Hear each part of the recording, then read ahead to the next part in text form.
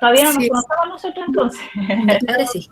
Creo que yo sí la conocí, creo que nos hizo una charla para CECADES. Ah, puede ser, sí, sí, Sí, puede ser. sí, yo soy de CECADES. Bueno, en primer lugar, me gustaría ponerlo un poquito en contexto. Nosotros somos de la asignatura de procesos industriales de la profesora Marcia. Estamos buscando optimizar procesos y en esta oportunidad estamos tratando de dar una propuesta de mejora para optimizar el proceso de la industria de la cerveza.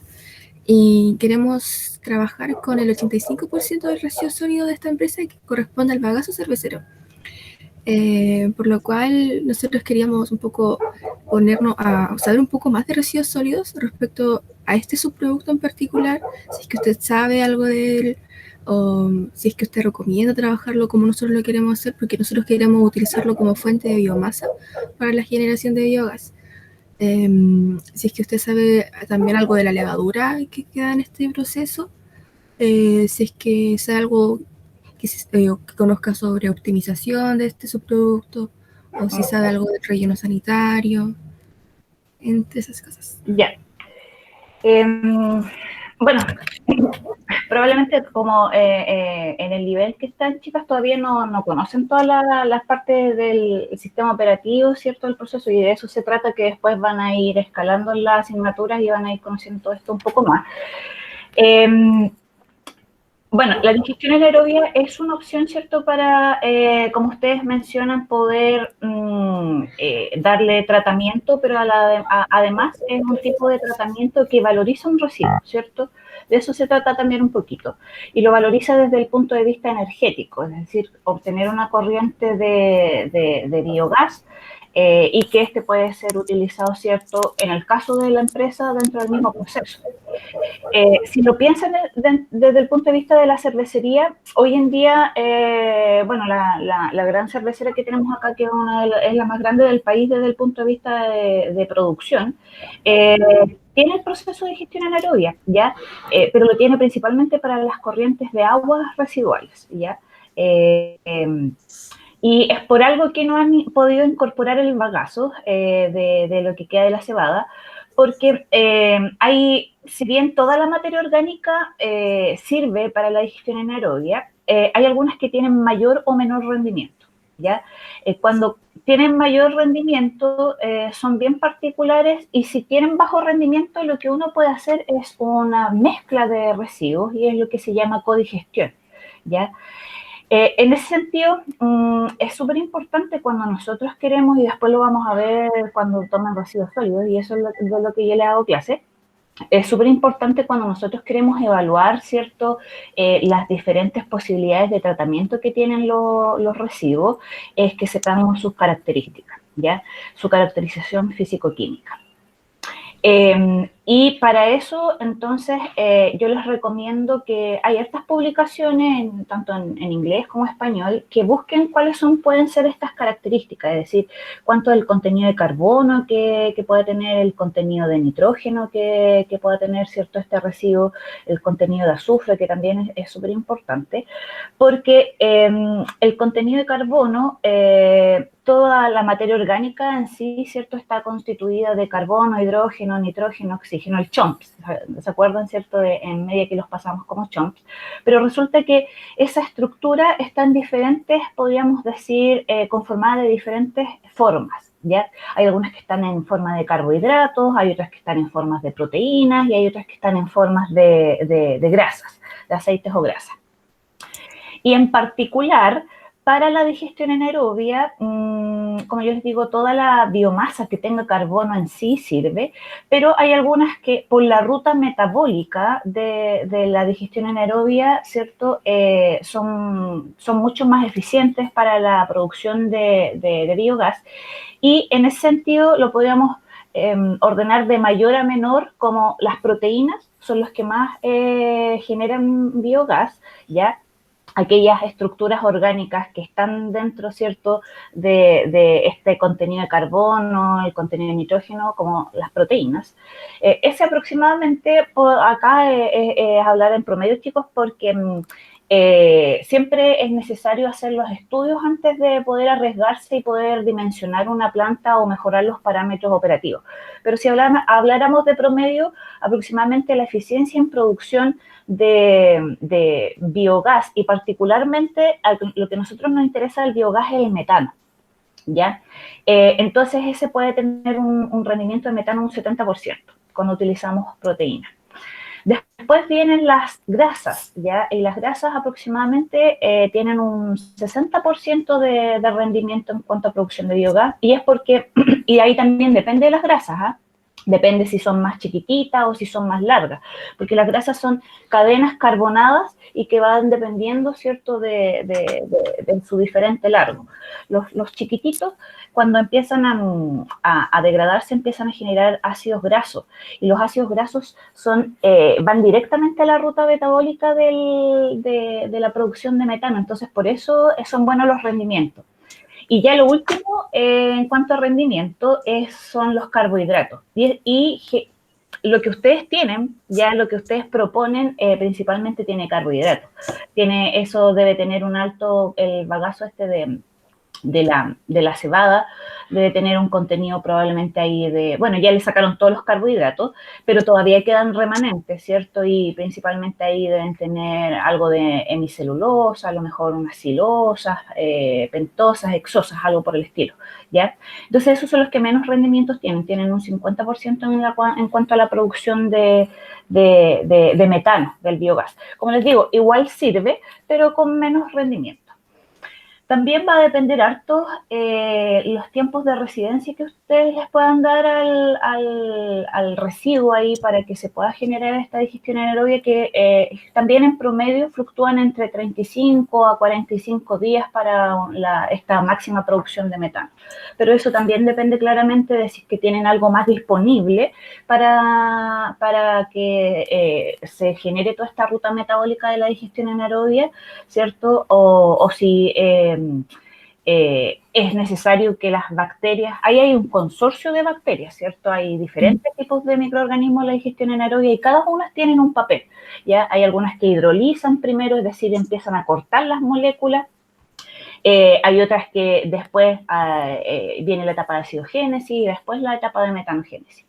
Entonces, dependiendo mucho de cuáles son sus precursores, entonces va a ir dando como el tiempo de cada una de esas reacciones metabólicas, y por lo tanto, ¿cierto? Eso en forma global da el tiempo de residencia de los residuos. Y como eso yo les digo, va a variar en cuanto a las materias primas, pero en promedio va entre 35 y 45 días, ¿ya?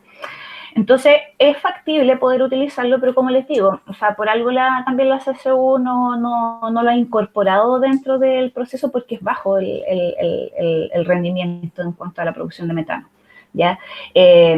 Probablemente para ese tipo de residuos, chicas, lo más apropiado también puede ser una digestión anaerobia, haciendo esta mezcla con residuos que tengan un alto contenido a lo mejor en proteínas o un alto contenido en grasa, para así de esa forma aumentar el rendimiento del metano. Sobre todo cuando pensamos en los tratamientos con esta valorización, y sobre todo esta valorización para obtener biogás, no es un proceso, si lo piensan solo para el tratar los residuos, para estabilizar los residuos y generar esta corriente, no es un proceso barato, ¿ya? Entonces, la idea es poder optimizarlo para obtener el máximo rendimiento en cuanto a la producción de metano, ¿cierto? Para que sea utilizado con fines energéticos. Entonces, por ahí probablemente no vale la pena tener solamente la planta, el digestor anaerobio solamente para este bagazo, porque tiene solamente un 50% de rendimiento de metano, y lo otro en forma de CO2, entre un 45%, 40%. Y para eso hay que después purificarlo. Ya nosotros el biogás como tal no lo inyectamos.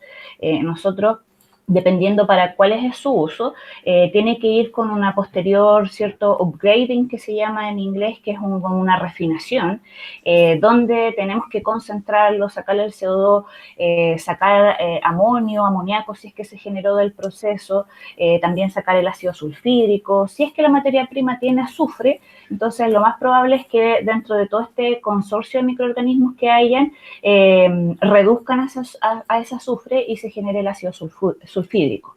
Y claramente cuando la corriente de biogás tiene ácido sulfídrico no lo podemos utilizar porque corroe, ¿cierto?, la maquinaria que va a ser utilizada después para generar energía. Y que generalmente, si queremos generar energía eléctrica a partir de este biogás, chicas, vamos a necesitar ciertos motores de combustión interna, de esa forma poder, bueno, similar a lo que pasa un poco ahí con las termoeléctricas, calentar agua, generar cierta energía o netamente generar a partir de los vapores energía cinética y después energía eléctrica. Es lo mismo, nada más que la fuente cambia. Entonces, esa sería una opción, hacer sustratos combinados para obtener esta máxima eficiencia. O lo otro, a lo mejor, pero por la cantidad, podría ser un poquito más, necesitarían cierto harto espacio, el compostaje. Ya, de hecho, hasta donde yo tengo entendido, hace algunos años nosotros fuimos a CCU y toda esta parte sólida, incluyendo la levadura que ustedes dicen, porque va también dentro de todos los residuos sólidos que genera, principalmente es ese el que ustedes se refieren, pero también va la levadura. Después cuando tienen que filtrar, las filtran con tierra de diatomea, ¿ya? Por lo tanto, la tierra de diatomea es como una harinita y que es filtrante. No sé si la han visto por fotos ahí por el estilo, ¿ya? Entonces se va generando ahí una capa y esa capa es la que va filtrando. Ese también es residuo sólido y lo mezclan todo. Y bueno, nosotros también esa vez cuando yo fui de visita y ahí nos contaron un poco cuáles eran los problemas y cómo se podía ayudar en la CCU, mencionaban que toda esta parte sólida la lleva, o sea, la externalizan y se hace cargo una empresa que la composta, ¿ya? Compostan toda esa parte del bagazo y de la levadura. Es que nosotros habíamos buscado, sí, obviamente casi todo a través de lecturas más que nada, que el mayor problema para hacerlo compostaje era su nivel de acidez del vaso. Por lo que antes de ocuparlo para compostaje había que estabilizarlo. Sí. Pero ahí también, así como la misma digestión anaerobia, chicas, esa misma estabilización, claro, se puede hacer químicamente, adicionando una base que no sea tóxica después para los microorganismos, claramente. Pero así como existe la codigestión, también existe, como podemos decir, el cocompostaje de hacer mezclas de residuos y justo dadas sus características. Por eso aquí todo depende, ¿ya? Y depende mucho de cuáles van a ser esa caracterización que se haga. Sin una caracterización, la verdad que es súper difícil poder tomar decisiones de cómo poder tratarlos, ¿ya? Porque el tipo de tratamiento va a depender de cuál es la caracterización de todos esos residuos. Y se pueden hacer mezclas con residuos que tengan un pH un poquito más alto, entonces ahí esa misma mezcla va haciendo que se tamponee el sistema y llegar a un pH relativamente neutro. 6 más o menos tienen los residuos pH 5,5, 6, y ojo, en la misma etapa del compostaje hay un proceso que cuando se hidrolizan los residuos, que son bacterias que cierto, metabolizan, empieza la primera etapa del metabolismo, cierto, para obtener todas estas proteínas, estos carbohidratos disponibles. Todo eso está en forma del residuo, es decir, está ahí en la hoja de la lechuga, está en este caso, es cierto, en el bagazo de ahí de la cebada. Y por lo tanto, lo primero son estas bacterias hidrolíticas. Y estas bacterias hidrolíticas, ¿cierto? Y también hay hongos hidrolíticos, y en el caso del compostaje actúan hongos y bacterias hidrolíticas. Lo primero que hacen es empezar a separar todo esto, a empezar a cortar ahí todas las cadenas y dejan disponibles los carbohidratos, dejan disponibles las proteínas y dejan disponibles las grasas. Y en esa etapa del proceso, debido a que toda esta reducción de lo que eran los residuos a su componente principal, ¿cierto? Genera un pH ácido, ¿ya? Entonces, dentro del proceso de compostaje también va a haber una baja de pH, pero después solito se empieza a estabilizar, ¿ya? Disculpe una consulta. Nosotras teníamos la idea de realizar codigestión con levadura y bagazo, pero aún no hemos investigado mucho eso porque nos dijeron que tenemos que hacer pruebas de laboratorio. ¿Qué nos dice respecto a eso? Lo mejor, mire, uno puede estimar, y de hecho en residuos sólidos lo vemos, nosotros hay diferentes modelos, y esos modelos se basan en el contenido de nitrógeno, de carbono, de oxígeno que tienen los residuos, ¿ya? Pero dejando un poco de lado todo esto que yo les digo, de en qué forma está ese carbono, en qué forma está ese nitrógeno. Entonces, se pueden hacer cálculos desde el punto de vista teórico. Y hay modelos para poder determinar cuánto podría ser teóricamente todo el CO2 y todo el metano que podamos estar generando. Pero eso, ¿cierto? No es lo real, no es lo que va a pasar en condiciones de campo, es decir, en un reactor. Y por lo tanto, siempre para tomar la decisión es necesario, como les dijeron, ¿cierto?, hacer ensayos de laboratorio. Y dentro de esos ensayos de laboratorio se hace un análisis que se llama potencial metanogénico, ¿ya? Entonces ahí uno tiene los residuos, y en el caso de hacer codigestión, por ejemplo, si ustedes quisieran hacer esta codigestión por este mismo problema que yo les mencionaba, que no es un problema, pero como les digo, si uno quiere hacer una inversión para una planta de generación de biogás, la idea es poder obtener el máximo posible. Entonces, cuando se quiere hacer codigestión, entonces se van haciendo diferentes proporciones. Por ejemplo, van a tener ahí un frasquito, ¿ya? Donde se le adiciona el residuo y además los microorganismos, y que generalmente los microorganismos son, como se hace esta prueba en laboratorio, son los mismos de las plantas de tratamiento. Entonces, van a tener el 100% ahí del bagazo. Y después lo van a ir evaluando en el tiempo cuánto es la cantidad de metano que está generando, y también hay que medirle los sólidos suspendidos, ¿cierto?, a la mezcla, ¿ya? De hecho, si quieren después les puedo enviar un video de cómo se hace. Después entonces van a tener otro frasquito donde a lo mejor hacen una mezcla de 75 y 25, 75 del bagazo y 25, ¿cierto?, de la levadura. Y después a lo mejor se van a ir a 50 y 50 o 75 y 25 de todo lo contrario, ¿ya? Esa es lo ideal, y siempre cuando queremos diseñar una planta, ese es el paso que tenemos que hacer. Aparte de la caracterización, entonces, medir el potencial metanogénico que va a tener esta mezcla, para así encontrar, ¿cierto?, sobre todo cuando queremos trabajar con codigestión, obtener la mezcla perfecta que tendría el máximo rendimiento en cuanto a la producción de metano. Ah, ya. Perfecto, muchas gracias. Ahora no podemos hacer esas pruebas, pero ojalá en algún momento estamos pensando de hacerla cuando tengamos el ramo. No me acuerdo cómo se llama, pero para hacer laboratorios. Claro, miren, nosotros en algún momento con los chicos en residuos sólidos, cuando hacíamos las clínicas ambientales, fuimos a hacer una caracterización de las cocinerías que hay en Nehuentúe. Y trajimos un poquito en particular, un tipo de residuos que eran las cáscaras de papa, y los chicos le midieron el potencial metanogénico a ese tipo de residuos, ¿ya? Claro, después ojalá que las condiciones cambien de aquí a cuando ustedes tengan que dar el ramo y de ser así podemos planificar ese laboratorio. ¿Ya? No está siempre planificado porque casi todo ese equipamiento que se tiene es de investigación, pero yo lo pongo a disposición y hay que comprar algunos reactivos que lo hablamos con Marcia y hacemos el ensayo. Ok, muchas gracias.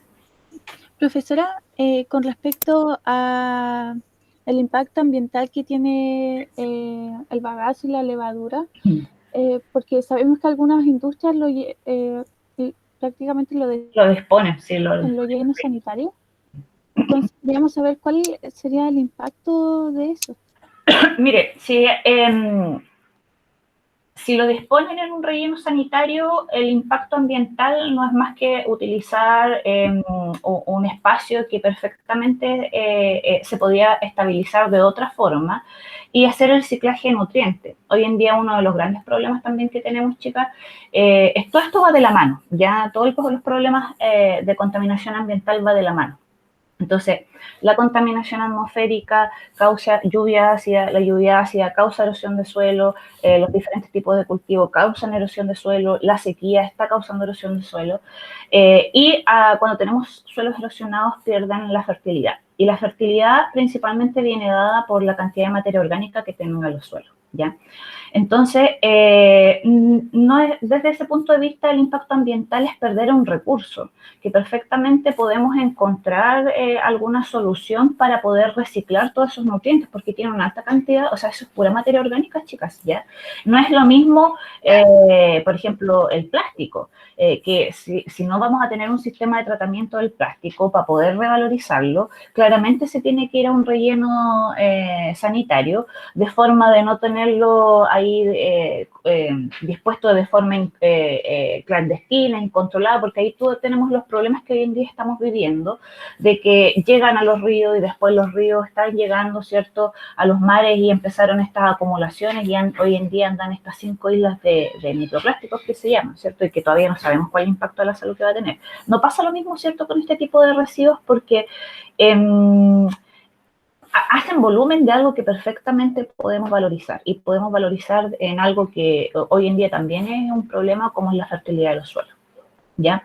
O la generación de energía. Mientras más diversificada tengamos nuestra matriz energética es mucho mejor, ¿ya? No podemos depender solamente de un tipo de energía.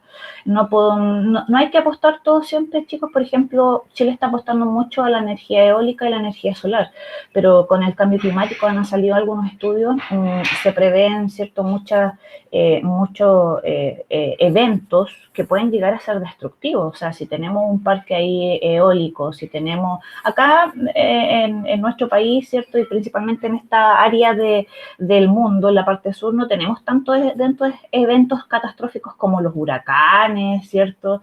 Entonces, no tendríamos ese problema, no sabemos qué es lo que va a pasar en unos 20, 30 años más. A lo mejor sí vamos a tener después huracanes. Y eso es uno de los grandes problemas que se puede tener al momento de solo depender de estos tipos de energía. Entonces, mientras más diversificada tengamos, mucho mejor. Y si tenemos biomasa y podemos valorizarla, también súper bien, ¿ya? Entonces, por eso, ese es más que nada el impacto ambiental, que estamos perdiendo materias primas que perfectamente podemos valorizarlas. Ahora, si es que no lo llevan a un relleno, ¿cierto?, y lo están llevando a un vertedero o a algo clandestino, que no tienen el sistema de sello de la parte inferior, entonces ahí sí podríamos tener problemas ambientales, porque el principal problema que es asociado a cuando estamos disponiendo de la materia orgánica es como empieza a degradarse, entonces pueden generar los nitratos, y los nitratos sí acá es un problema de contaminación, ¿ya? Por esto mismo de que este residuo cada vez las bacterias la van cortando, ¿cierto?, hasta llegar a los elementales, y los elementales son todos estos componentes, y dentro de ellos si tenemos proteína, la proteína al momento de degradarse, que ahí es donde está el nitrógeno, al momento de degradarse va a quedar este nitrógeno disponible y los nitratos tienen una alta facilidad para lixiviarse. Y ese sí pasa a ser un contaminante de las napas subterráneas, ¿ya? y a ciertas personas pueden ser bastante perjudiciales, sobre todo para mujeres embarazadas y para los lactantes, porque causa la enfermedad del niño azul, ¿ya? Los nitratos causan eso. Ese podría ser también el impacto ambiental, desde el punto de vista de las napas subterráneas. También si se va a un vertedero y no tenemos controladas las escorrentías, todos estos jugos que mencionábamos, ¿cierto?, que se están generando, tienen materia orgánica soluble.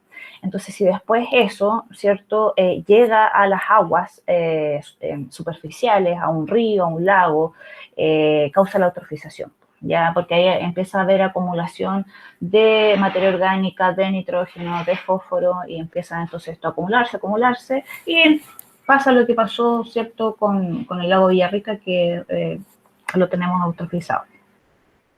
Esos son los impactos ambientales.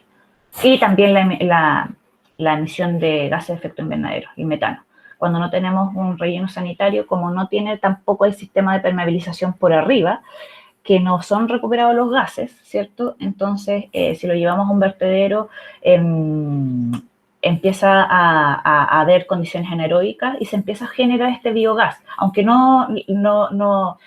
un vertedero no está diseñado, solamente está diseñado para ir a tirar los residuos, ¿cierto?, y ir a disponerlos, aunque no esté diseñado para esto, pero producto de todas las bacterias que hay ahí, entonces hay condiciones anaeróbicas y empieza a darse de forma natural. ¿Ya? Estos son procesos naturales y que nosotros, los humanos, ¿cierto?, dijimos, se puede obtener energía a partir de esto, y los optimizamos para que se pueda obtener la máxima cantidad de energía, pero estos son procesos naturales. Entonces, si lo estamos ahí disponiendo de mala forma, empiezan a degradarse y empieza a generar el metano, y el metano, como no lo estamos extrayendo, porque está en un vertedero, no en un relleno, entonces se está yendo a la atmósfera, y el metano es mucho más contaminante que el CO2, pues el metano es 24 veces más contaminante que el CO2. Esos son los impactos. Ok, muchas gracias. Son muchas cosas datos que como tenemos que investigar por nuestra propia cuenta, básicamente tenemos que leer mucho y encontrarlo, pero aquí estamos más claros. Sí, ahí le tienen que buscar. Sí, muchas gracias. No sé si teníamos más preguntas, chiquillas, creo que con esto estamos. Uh-huh. ¿O no? Bueno, de todas maneras, yo tengo aquí un paper que está en español, chicas, así que se los voy a enviar, de todas estas consideraciones que hay que tener para la digestión anaerobia, que hay que tener presente, ¿cierto?, sobre todo cuál es la caracterización. Entonces empiezan buscando cuáles son las posibles caracterizaciones de este tipo de residuos. También no tienen que haber compuestos tóxicos dentro de ellos, porque también inhiben a los microorganismos, etcétera, etcétera. Y también los parámetros después, si escogen la digestión anaerobia, si eligen como tratamiento, los parámetros operacionales, por el pH, los tiempos de residencia, la homogenización que tiene que tener, ¿cierto? Porque tenemos que mezclarlo, pero ojo al mezclarlo, porque no podemos airear el sistema. Entonces ahí les van a decir todas estas cosas. Se los voy a enviar. Bueno, a Bernardita que me dio el correo. Ya ahí muchísimas gracias. Les voy a reenviar el video que yo les paso, y bueno, les dejo en campus a los chicos en residuos sólidos para que cómo se hace el potencial metanogénico, cómo se mide. Y les voy a subir, también les envío ese paper. Y bueno, cuando empiecen a investigar cualquier duda también que tengan, chiquillas, ahí ustedes me contactan. Ya. Bueno, muchas gracias. Muchas gracias por su tiempo. Muchas gracias por tomarse el tiempo.